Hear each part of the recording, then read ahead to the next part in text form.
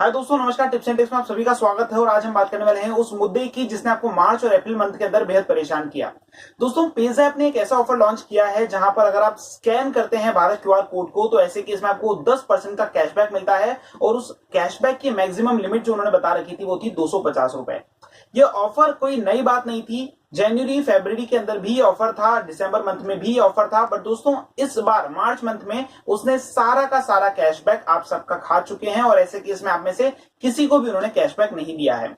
दोस्तों, इसी मुद्दे पर हम जो है सवाल उठाना चाह रहे हैं यहां पर कि ये पेज़ैप के अधिकार क्षेत्र में नहीं आता है और ऐसा वो नहीं कर सकता है। सबसे पहले मैं आपको बता दूं कि ऑफर जो था वो ये था कि अगर आप भारत क्यूआर कोड पर पेज़ैप के जरिए ट्रांजैक्शन करते हैं तो 10% का कैशबैक आपको 10 दिनों के अंदर क्रेडिट कर दिया जाएगा। ऐसा कोई भी कहीं पर भी स्पेसिफिकेशन नहीं था कि भारत क्यूआर कोड किस मोड का होना चाहिए, क्या वो एचडीएफसी बैंक के द्वारा इशूड होना चाहिए या फिर कहीं और से इशूड होना चाहिए। यानी कि अगर आप जिंगॉय पर जाते हैं या पेयू नाउ पर जाते हैं आपको जो है कैशबैक मिलना चाहिए था।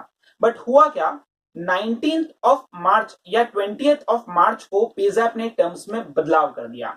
यह बदलाव यह था कि अगर आपने ट्रांजैक्शन किया है किसी अन्य बार कोड पर, यानी कि वो बार कोड या वो जो भारत क्यूआर कोड है, अगर वो भारत क्यूआर कोड अगर एचडीएफसी ने इशू नहीं किया था तो आपको कैशबैक नहीं मिलेगा। तो दोस्तों सभी लोगों इस बात को जानते हैं कि अगर टर्म्स में बदलाव किया है तो 19 या 20 मार्च के बाद के सारे ट्रांजैक्शन इनएलिजिबल हो जाते हैं।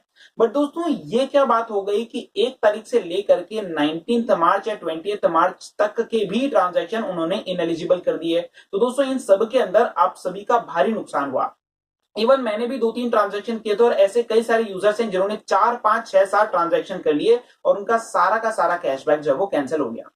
अब मुझे जो प्रॉब्लम है वो ये सिर्फ एक है कि पेज़ैप का कहना है कि 21st और 22nd टर्म्स के अनुसार अगर कोई भी टर्म्स में चेंज करना चाहता है पेज़ैप तो वो कर सकता है, अगर कैशबैक को कैंसिल करना चाहता है तो वो कर सकता है।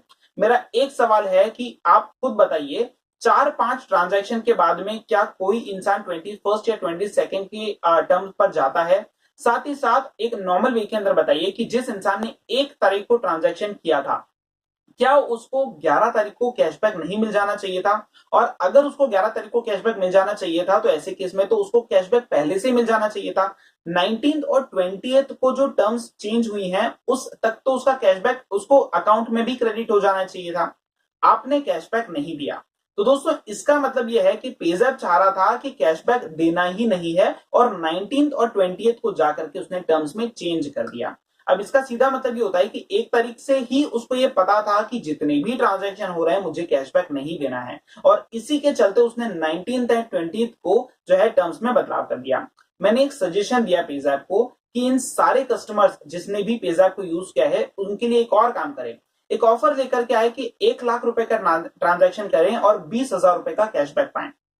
पूरे महीने उस ऑफर को चलने दें और ऐसे केस में last day of the month आप कह दीजिए कि terms not applicable, offer is not applicable, offer हटा दें। ऐसे केस में जितने भी लोगों ने ट्रांजैक्शन किया था उनको कैशबैक देने की जरूरत ही नहीं पड़ेगी। अगर आप जैसा सोचते हो, अगर ये चीज एप्लीकेबल होती तो दुनिया की हर एक वेबसाइट, हर एक एप्लीकेशन ये चीज कर चुकी होती। बट दोस्तों ये अनएथिकल है और इसके खिलाफ आपको और मुझे आवाज उठाना पड़ेगी। अब करना क्या होगा ये जान लीजिए।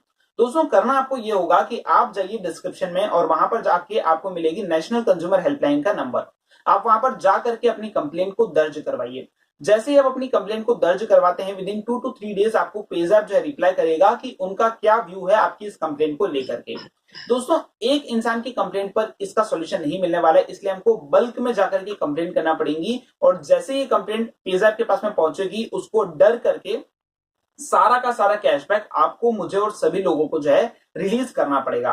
दोस्तों अगर हम लोग ये काम नहीं करते हैं तो इसका मतलब ये होता है कि हम जो है कुछ नहीं कर सकते हैं। ऑफर आएगा हम अवेल करेंगे चाहे कैशबैक मिले या ना मिले। तो दोस्तों यहाँ पर रुकना नहीं है, आपको और मुझे मिल करके इस लड़ाई को लड़ना है और अगर हमने इस चीज को प्रॉपरली कर दिया तो ऐसे केस के अंदर हमको कैशबैक मिलने से कोई नहीं रोक सकता।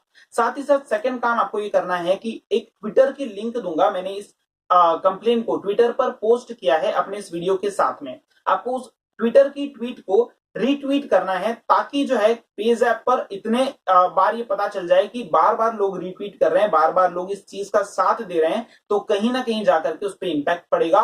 यूट्यूब हो गया, कंज्यूमर हेल्पलाइन हो गया और जो है हमारा ट्विटर हो गया। इन तीनों मोड से जो है हम पेजैप तक ये बात पहुंचाएंगे और जितने भी लोग इसको फेसबुक के जरिए पेजैप पर पहुंचाना चाहें जरूर से पहुंचाएं और इसके बाद में जो है किसी को भी कैशबैक मिलेगा, इसकी मैं गारंटी देता हूं, हर किसी को कैशबैक जो है वो मिलेगा।